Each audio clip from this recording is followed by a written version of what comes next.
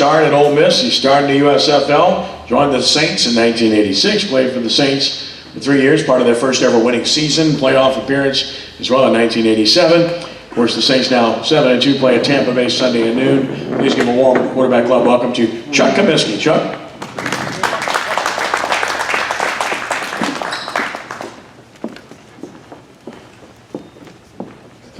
Thanks, Kenny. How do you follow that?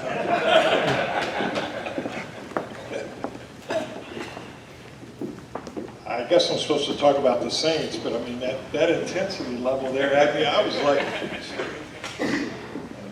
started thinking back to my recruiting class, and when I got recruited by LSU, it was the Alabama game, and Pat Lyons, I think, threw 3 interceptions that night, and Alabama couldn't score anything but field goals. But still to this day, that was an incredible rush to run out there at Tiger Stadium. But it never fulfilled itself because every time I ran out there after that was with Ole Miss. We had the wrong Burrow. I played with Johnny Burrow, who's Joe Burrow's uncle. Anyway, so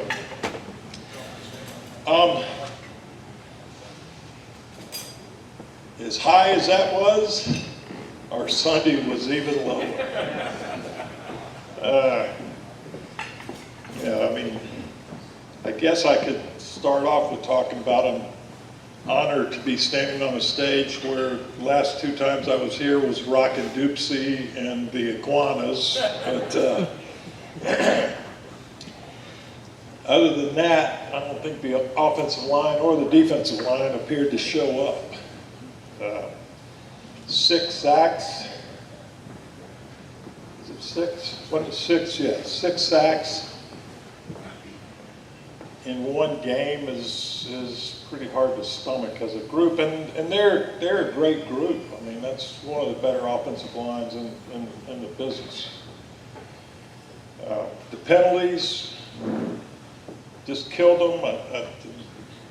You add it all up, and I think you would have gained 8 first downs if you subtracted what they had, minus out. It just didn't, there didn't seem to be the pressure that the defensive line had been continually getting, and there also was not any consistency with the offensive line. It just seemed that they weren't passing on stunts, they were on different levels.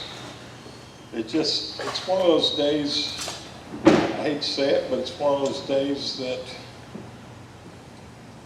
I mean, things just weren't working. And in the NFL, you can't afford to do that.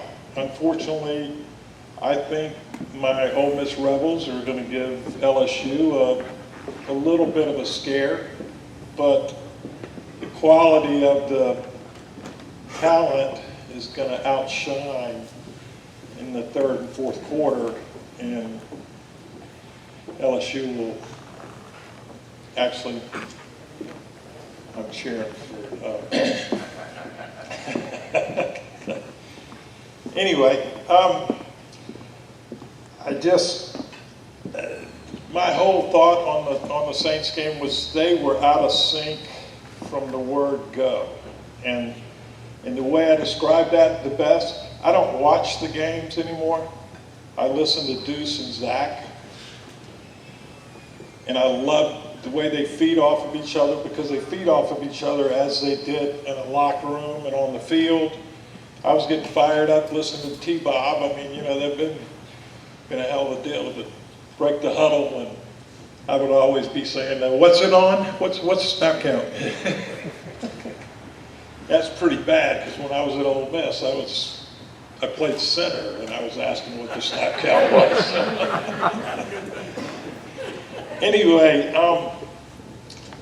yeah, having said that, I think those guys, they probably got a little bit of a ass chewing, and a little bit of, okay, we watched the film and they threw it in the trash, and they'll be back next week.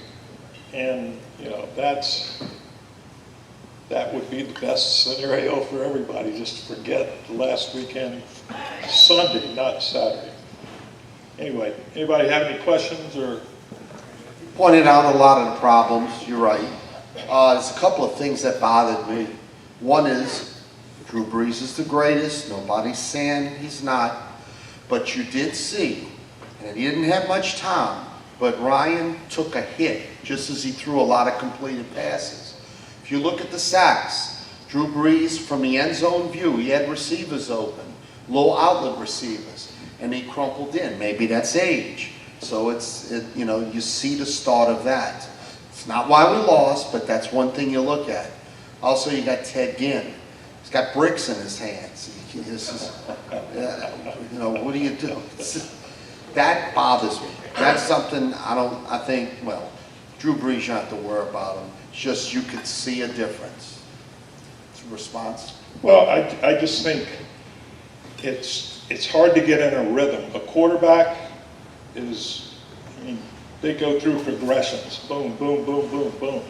And if your offensive line is not, if you're having to adjust on every single play, you're not getting to go through your progressions, so you're not getting that depth perception, you're not getting that relationship with the receiver versus where you are in the field and where you are in the game with the whole intensity level. You know, and a couple of those he did have bricks for hands. So, yeah. Any other questions? What's it like? I mean, what's the challenges you think of playing like a division rival like that, where even when they're really good, so like what's it like?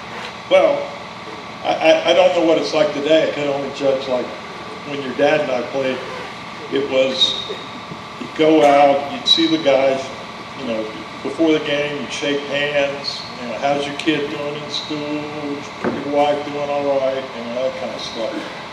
And then by the second play, it would be, all right, it's on now, come on, you know, you cut. So the intensity level, I think, is, I think it will be there as long as there's an Atlanta and a New Orleans from that perspective. As far as the other one that we had back in that era was San Francisco. They're on the other division now. Do you know the status of Lattimore? I do not.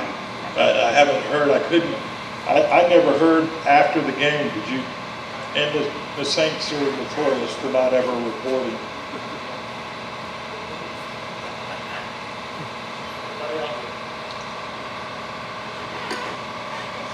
Thank you.